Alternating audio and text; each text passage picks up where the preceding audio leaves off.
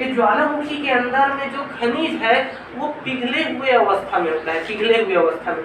इसको हम क्या बोलते हैं? मैग्मा बोलते हैं, मैग्मा। ठीक है, ये मैग्मा में क्या होता है? बहुमूल्य धातुएं होती है, खनिज पदार्थ वगैरह और गैस, ऑक्सीजन गैस, कई प्रकार की जहरीली गैस होती है इसमें। और जब ये मैग्मा धरती के अंदर हमारा क्या है, बहुत ज़्यादा टेम्परेचर है और बहुत ज़्यादा प्रेशर है। जब भाई आप किसी भी चीज़ को गर्म करते हैं तो फैलता है ना, हम जब किसी भी चीज़ को गर्म करते हैं तो फैलता है, उसको खाली जगह चाहिए। तो धरती के अंदर क्या है, जो भी पदार्थ हो बहुत गर्म अवस्था में है और वो फैलना चाहता है, उसको खाली स्पेस चाहिए। तो धरती का जो कमजोर जगह है वहाँ पर उस जगह को तोड़ करके उस जगह को चिरते हुए कहा जाता है वो भूपर्पटी के ऊपर आ जाता है, उसी को हम क्या बोलते हैं? ज्वालामुखी। अब देखिए ये जो मैग्मा है हमारे जमीन के अंदर में है, ये मैग्मा जब ज्वालामुखी के माध्यम से धरती से बाहर आ जाता है तो इस मैग्मा के जो जहरीले गैस हैं, जो ऑक्सीजन है, जो कुछ भी है गैस के, इसमें गैस भी मिक्स है ना भाई, इसमें गैस भी है। तो ये जो जहरीले गैस है, ऑक्सीजन वगैरह है, ये जब ज्वालामुखी के माध्यम से जब बाहर निकलता है तो ये मैग्मा से गैस क्या हो जाते हैं? अलग होकर के वातावरण में उड़ जाते हैं, बुलबुला बन करके। जो इसके अंदर जो गैस होगा ना वो बुलबुला बन के क्या हो जाएगा? वातावरण में चले जाएगा।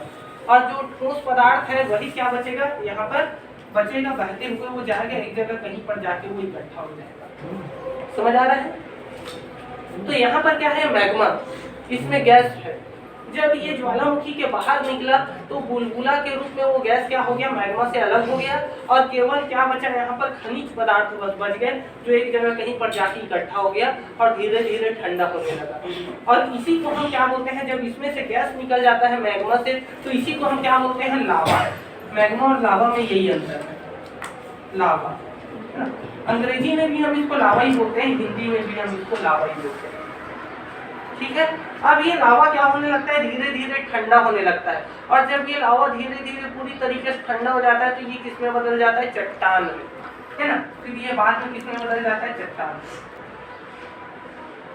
चट्टान। अब ये जो चट्टान होते हैं, है ना, ये दो प्रकार के होते हैं। जो लावा होता है ना हमारा लावा, ये लावा जो चट्टानें होती है ये दो प्रकार की होती है। कुछ लावा जो है वो ग्रे कलर में, ग्रे कलर समझते हो ना जी। और कुछ जो लावा होगा वो काले कलर में होगा। तो जो चट्टान ग्रे कलर में होगा हम उसको कौन सी चट्टान बोलेंगे? हम उसको बोलेंगे ग्रेनाइट चट्टान, है ना। हम उसको बोलते हैं ग्रेनाइट चट्टान। और जो चट्टान काले रूप में होगा, है ना, जो चट्टान का कलर काला होगा इसको हम बोलेंगे बेसाल्ट चट्टान। ठीक है, बेसाल्ट। ग्रेनाइट आप सभी जानते होंगे, ग्रेनाइट क्या होता है? ये जो है ना ये बहुत मजबूत पत्थर होता है, कठोर पत्थर। जब हम लोग गिट्टी मिट्टी इस्तेमाल करते हैं ना जी, वही तो है जी ग्रे कलर का, है ना। घर वर बनाने के लिए, घर वर बनाने के लिए जो है हम इसका इस्तेमाल करते हैं, क्योंकि ये क्या होता है? बहुत कठोर होता है, बहुत मजबूत होता है। हम कमजोर चट्टान से क्या बना देंगे? लेंटर वेंटर ढलाई कर देंगे तो ऐसे ही कमजोर हो जाएगा फिर। तो देखिए ये जो चट्टान है दो प्रकार का, एक ग्रेनाइट चट्टान ग्रे कलर का काले रंग का, तो बेसाल्ट चट्टान। ठीक है, अब देखो ये जो हमारा ग्रेनाइट चट्टान हो या बेसाल्ट चट्टान हो, वो किससे बना है? लावा। लावा मतलब पिघला हुआ आग का दरिया। सुने हो ना जी, आग का दरिया। पिक्चर में जन हीरो बोलता है ना कि आग क्या है, बताया ना, आग का दरिया है और तैर के जाना है, डूब के जाना है। इसको ज्यादा पता है तो मेरे को अपन लोग को ये सबसे मतलब नहीं रहता ना, आपने करेंगे ठीक है, डूब के जाना है। चल मैं सोचा कि भाई उसके पास भी जाएंगे तो जल जाएंगे अपन, तो मैं तैर के जाने का बात कर रहा हूँ थोड़ा सा। तो सीधा डूबने का मतलब है तो मुश्किल है, तो नहीं निकाल पाएंगे। उसमें देखियो ना लावा उसमें दिखाता है पूरा। एक तो मिस्टर इंडिया पिक्चर में है ना, तो मोगेम्बो बोलता है तुम इसमें कूद जाओ, ऐसा बोलता है। तो जय मोगेम्बो बोलता है, कूद जाता है उसी में लावा में, फिर पूरा वो गल जाता है पूरा, है ना, लावा रहता है एसिड जैसा रहता है। चलो ठीक है, तो ये आग का जो दरिया है, उस आग के दरिये के ठंडा होने से, जमने से क्या बना है हमारा? ये चट्टान बना है, ग्रेनाइट या बेसाल्ट। इस कारण हम इन चट्टानों को क्या बोलते हैं? आग से बना है, इस कारण हम इसको आग्नेय चट्टान, आग्नेय शैल बोलते हैं। आग्नेय चट्टान, समझ आया? आग्नेय चट्टान जी। है ना। जो सबसे पहली बार जो चट्टान बनता है वो यही चट्टान होता है, इस कारण इसको हम प्राथमिक चट्टान भी बोलते हैं, प्राथमिक। ठीक है, प्राथमिक चट्टान। अब ये जमीन के अंदर से निकल रहा है भाई, ये जो चट्टान है हमारा, ये जमीन के अंदर से निकल रहा है। जमीन के अंदर कोई रहता है क्या? कोई नहीं रहता जमीन के अंदर। तो जब जमीन के अंदर कोई रहता नहीं है तो ये चट्टान, ये हमारा मैग्मा जब यहाँ से निकलेगा लावा के रूप में, तो इसमें कोई जीव जंतु नहीं पाया जाएगा, मतलब जीवाश्म नहीं पाया जाएगा, केवल बहुमूल्य धातुएं वगैरह बस पाई जाएगी, निकेल, फेरिक, तांबा वगैरह कुछ कुछ चीजें पाई जाएगी। तो ये क्या है? जीवाश्म रहित चट्टान है, इसमें जीवाश्म नहीं पाया जाता, इसमें केवल बहुमूल्य धातुएं पाई जाती है, जैसे लोहा हो गया, तांबा हो गया, प्लेटिनम, निकिल, इस प्रकार की सभी जो है बहुमूल्य धातुएं यहाँ पर पाई जाती है। क्लियर है? अब यहाँ पर देखिए, ये हमारा आग्नेय चट्टान है ना, यहाँ समझिए, ये हमारा क्या है? आग्नेय चट्टान है। अब इस आग्नेय चट्टान पर क्या पड़ेगा? मौसम का मार पड़ेगा, थोड़ा सा बारिश होगा, गर्मी होगा, सर्दी होगा। जब गर्मी में क्या होता है? हर चीज फूलने लगता है, और सर्दी में हर चीज सिकुड़ने लगता है, पता है? और आ जाओ। और बारिश में क्या होगा कि भाई बारिश में उस पर इतना ऊंचाई से जो बारिश की बूंदें हैं जब उस पर पड़ेगी तो वो चट्टान क्या होने लगेगा? धीरे धीरे टूटने लगेगा। तो मौसम का मार जब इसके ऊपर पड़ेगा, जब मौसम का मार जो है आग्नेय चट्टान पर पड़ेगा, तो इसका जो ऊपरी सतह है ना, जिसको हम लोग तल भी बोलते हैं, तो इसका जो ऊपरी सतह है ये क्या होने लगता है? ये धीरे धीरे टूटने लगता है ना, धीरे धीरे चट्टान गलने लगता है, टूटने लगता है, ऐसे बन जाएगा, फिर ऐसे बन जाएगा, फिर ऐसे ऐसे, इस प्रकार से इसका ऊपरी तल जो है ये मौसम के कारण क्या होने लगता है? टूटने लगता है, और वो टूट करके बारीक रेत के रूप में कहाँ चले जाता है? कहीं दूर जाके इकट्ठा होने लगता है। समझ आ रहा है? तो ये जो है हमारा आग्नेय सेल, आग्नेय सेल पर जब मौसम का मार पड़ता है तो उस चट्टान का ऊपरी जो सतह है, ऊपरी जो तल है उस चट्टान का, वो क्या होने लगता है? मौसम के कारण वो टूटने लगता है, और टूट करके कहीं पर जा करके वो क्या हो जाता है? एक जगह परत के रूप में इकट्ठा होने लगता है।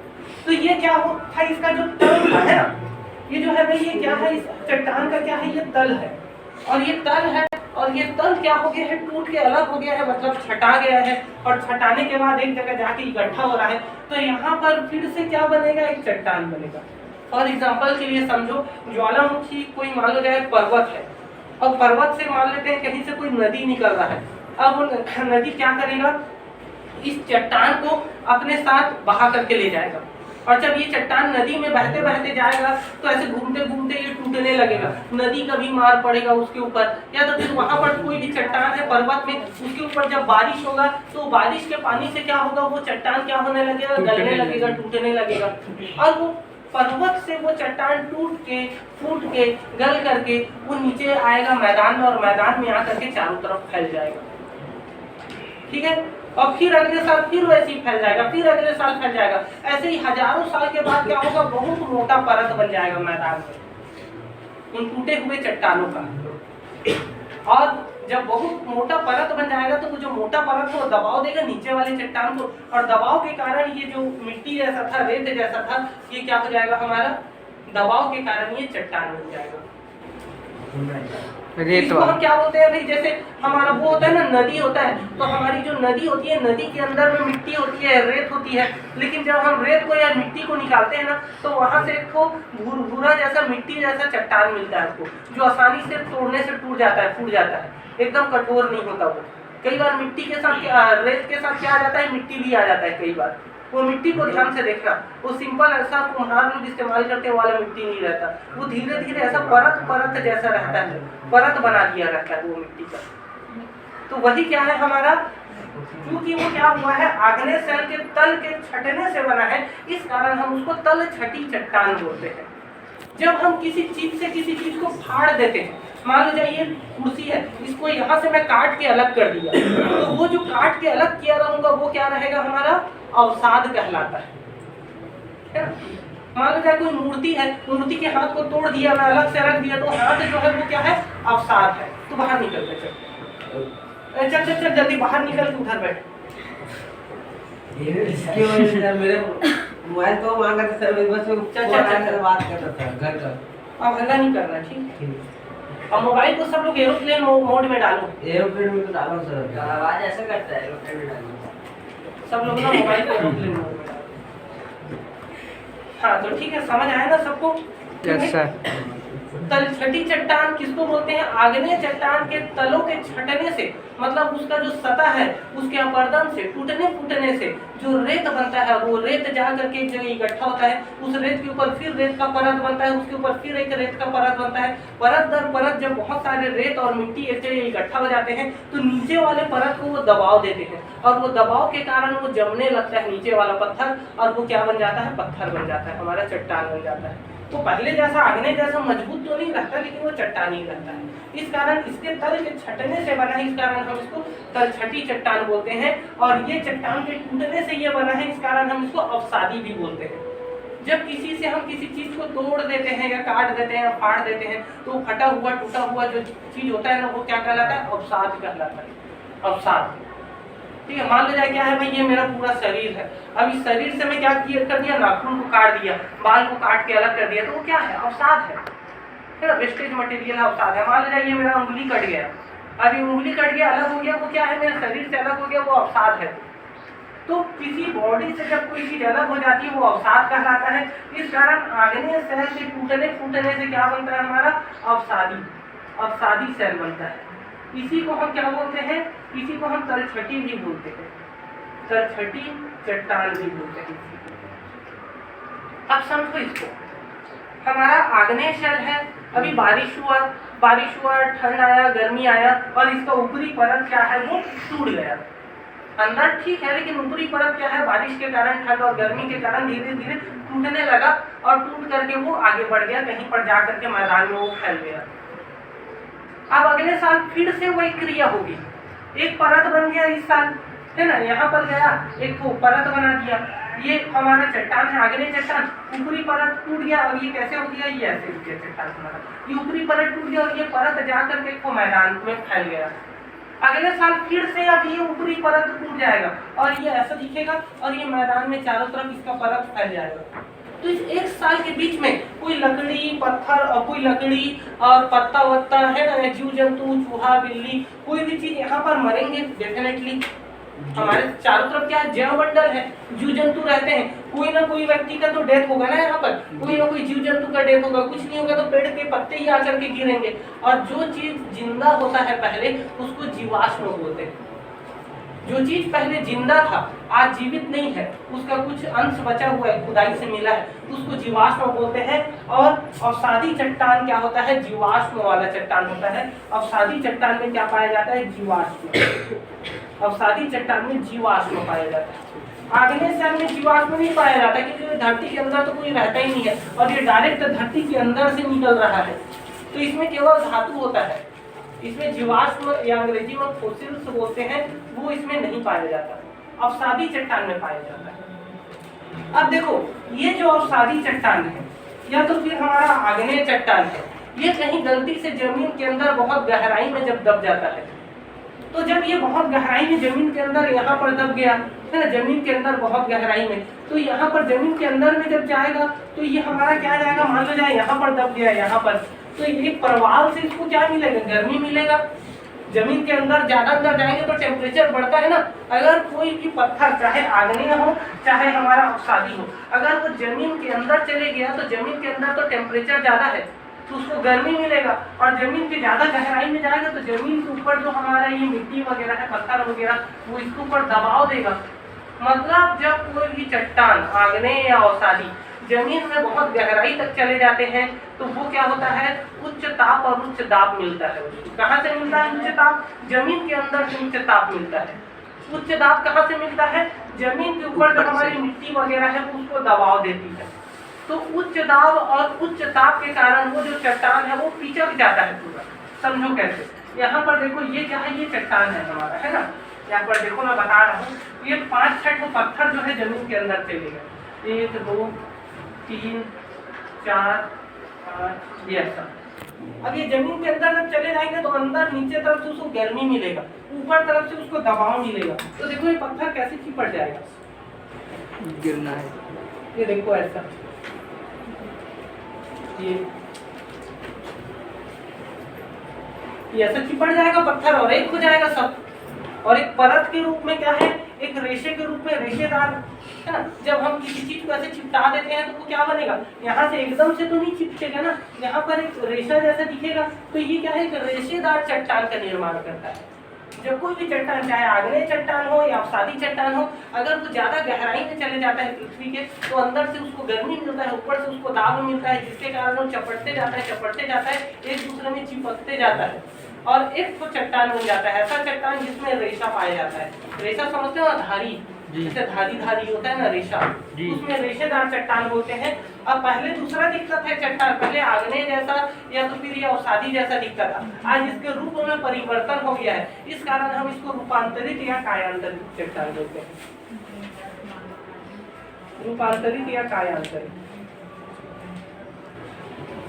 तो देखो ये क्या है, अवसादी चट्टान से ही बना है रूपांतरित चट्टान। और अवसादी चट्टान में क्या पाया जाता है भाई, जीवाश्म। तो रूपांतरित चट्टान में भी क्या पाया जाएगा, जीवाश्म पाया जाएगा। हो सकता है ये चट्टान किससे बना है, आग्नेय से बना है। आग्नेय चट्टान जमीन के अंदर धंस गया, इस कारण क्या बना, रूपांतरित चट्टान बना। लेकिन आग्नेय चट्टान जमीन के अंदर क्यों धंसा, हो सकता है भूकंप आया होगा, भूचाल आया होगा, वहां पर जमीन फट गई होगी। तो भाई केवल चट्टान नहीं जाएगा, जीव जंतु भी जाएंगे उसके अंदर, पेड़ पौधे भी जाएंगे। और जब दबेगा ये तो उसके साथ जीव जंतु पेड़ पौधे भी दबेंगे और अंदर में वो भी फिट रहेंगे। तो ये क्या होता है, इसमें जीवाश्म पाया जाता है, चाहे वो आग्नेय चट्टान से बने या अवसादी चट्टान से बने। रूपांतरित चट्टान में भी क्या पाया जाता है, जीवाश्म पाया जाता है। ये रूपांतरित चट्टान अगर जमीन के अंदर ज्यादा गहराई में चले जाते हैं तो फिर से मैग्मा बन जाते हैं और बाद में फिर से ये आग्नेय चट्टान के रूप में, लावा के रूप में बाहर आते हैं। तो यहाँ पर देखो, इसी को हम शैल चक्र बोलते हैं।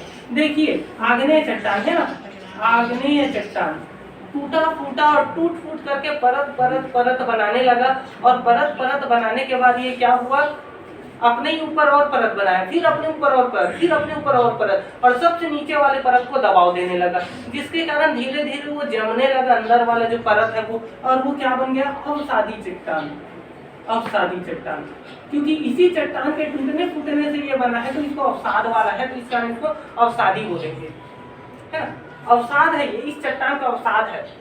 अवसादी चट्टान जो है वो आग्नेय चट्टान का अवसाद है, इस कारण इसको अवसादी चट्टान बोलते हैं। मान लो जाए ये अवसादी चट्टान गलती से जमीन में ज्यादा गहराई पर चला गया, है ना, यह हमारा आग्नेय चट्टान क्या हो गया, बाहर आया, लावा ठंडा हुआ, ठंडा होने से आग्नेय चट्टान बना, फिर कोई भूकंप भूचाल वगैरह आया और वो आग्नेय चट्टान फिर जमीन के एकदम गहराई में चले गया। तो आग्नेय चट्टान या अवसादी चट्टान जब दोनों में से कोई भी जमीन की गहराई में चले जाते हैं तो वहां पर जमीन के अंदर से उसको टेम्परेचर मिलता है और जमीन के ऊपर से उसको प्रेशर मिलता है, और इसी को हम क्या बोलते हैं, रूपांतरित या कायांतरित चट्टान। रूपांतरित या फिर कायांतरित चट्टान हम इसको बोलते हैं। तो देखो आग्नेय चट्टान अगर जमीन के अंदर चले गया रूपांतरित बनेगा। अगर ये क्या हो गया, इसका तल हटाने लगा, घिसने लगा इसका तल, और नदी में रेत के रूप में आगे बढ़ गया, उसका तल घिसा घिसा के, फिर और आगे बढ़ते बढ़ते वो मिट्टी बन गया, फिर वो और जाते कहीं से उसको दबाव मिला तो जम गया वो, तो वो क्या बनेगा, अवसादी चट्टान। तो मतलब आग्नेय चट्टान रूपांतरित भी बन सकता है, अवसादी भी बन सकता है। अब अवसादी चट्टान समझिए, अवसादी चट्टान अगर जमीन के अंदर चला गया, है ना, एकदम अंदर चले गया पूरा प्रवाल में, तो वो क्या बन जाएगा, फिर से मैग्मा बन जाएगा और आग्नेय चट्टान बन जाएगा। लेकिन वो एकदम अंदर नहीं गया, थोड़ा अंदर गया, बीच में थोड़ा सा, तो एक तरफ उसको प्रेशर मिलेगा, एक तरफ टेम्परेचर मिलेगा, और वो क्या बन जाएगा, रूपांतरित चट्टान बन गया। तो जैसे आग्नेय रूपांतरित अवसादी बन सकता है, वैसे अवसादी आग्नेय और रूपांतरित भी बन सकता है। अब ये देखिए, रूपांतरित चट्टान का जो सतह है, जो परत ऊपर का जो सतह है ना, तल, वो छटाने लगा, घिसाने लगा और रेत बन गया वो, और रेत से फिर वो मिट्टी बन गया, फिर कहीं दबाव मिला पत्थर बन गया, तो रूपांतरित चट्टान अवसादी बन सकता है। लेकिन यही रूपांतरित चट्टान अगर जमीन के एकदम गहराई में चले गया, मैग्मा बन गया, तो ये फिर से बाद में क्या निकलेगा, आग्नेय चट्टान के रूप में बाहर आएगा। मतलब एक चट्टान दूसरे में, दूसरे चट्टान तीसरे में बदलते रहता है, इसी को हम शैल चक्र बोलते हैं। कुछ चीजें बस हमें याद रखनी है, जैसे आग्नेय चट्टान में क्या मिलता है, बहुमूल्य धातुएं मिलती है। आग्नेय चट्टान में हमको क्या मिलता है, बहुमूल्य धातुएं, है ना, जीवाश्म नहीं मिलता, क्योंकि जमीन के अंदर कोई जीव रहता ही नहीं है। अवसादी चट्टान में क्या मिलता है, यही चट्टान जब टूट फूट जाता है और फिर से जब जमता है तो हम इसको क्या बोलते हैं, इसके अवसाद से बने, इस कारण अवसादी चट्टान। तो जब ये टूटता फूटता है जमीन के ऊपर ही आएगा तब टूटेगा फूटेगा ना भैया, और जमीन के ऊपर तो बहुत सारे जीव जंतु रहते हैं। तो इस चट्टान से जब अवसादी चट्टान का निर्माण होता है तो इसमें जीवाश्म किया जाता है, जीवाश्म। और इस चट्टान क्योंकि अवसादी चट्टान से रूपांतरित बना है, और आग्नेय चट्टान जब टूटता फूटता है तो वहां पर जीव जंतु पेड़ पौधे पत्तियां भी उसमें मिक्स हो जाती है। तो इस कंडीशन में क्या है, यहाँ पर रूपांतरित में भी जीवाश्म मिलता है, रूपांतरित में भी हमको क्या मिलता है, जीवाश्म मिलता है। देखिए सबसे पहले ये चट्टान बनता है, इस कारण इसको प्राथमिक चट्टान बोलते हैं। इसके बनने के बाद ये चट्टान बनता है, इस कारण इसको द्वितीयक चट्टानें बोलते हैं, और रूपांतरित को तृतीयक चट्टानें बोलते हैं। ठीक है, तो ये हमारा क्या है, एक प्रकार से सेल चक्र है। चलो